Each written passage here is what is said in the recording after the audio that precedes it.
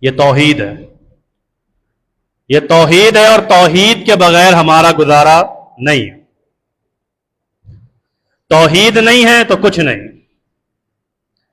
توحید کی برکت صرف اتنی ہی سمجھ لینا کافی ہے کہ اگر انسان بے حد گناہ گار ہے لیکن ان گناہوں میں شرک نہیں ہے، اللہ رب العزت اپنی رحمت سے اس کو معاف فرما سکتا ہے۔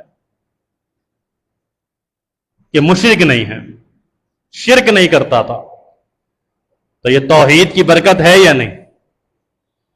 تو کسی غیر اللہ کو نفع اور نقصان کا مالک سمجھنا کہ یہ مجھے نفع پہنچا سکتا ہے، یہ مجھے نقصان سے بچا سکتا ہے، تو یہ شرک ہے۔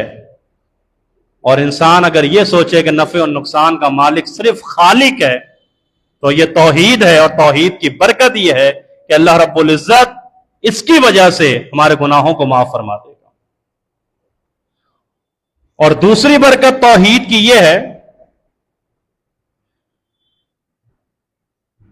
نبی رحمت صلی اللہ علیہ وسلم نے ارشاد فرمایا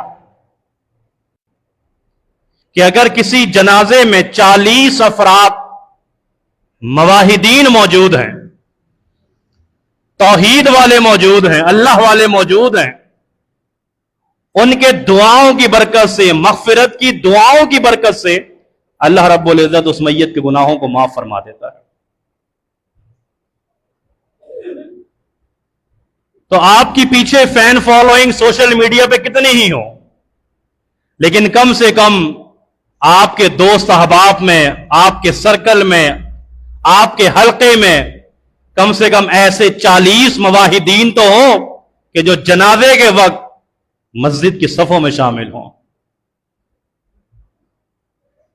اور یہ وصیت کیجئے کہ میرا جنازہ بھی ایک موحد امام پڑھائے، توحید والا پڑھائے، اللہ والا پڑھائے، مشرک سے نہیں، شرک کرنے والے سے نہیں۔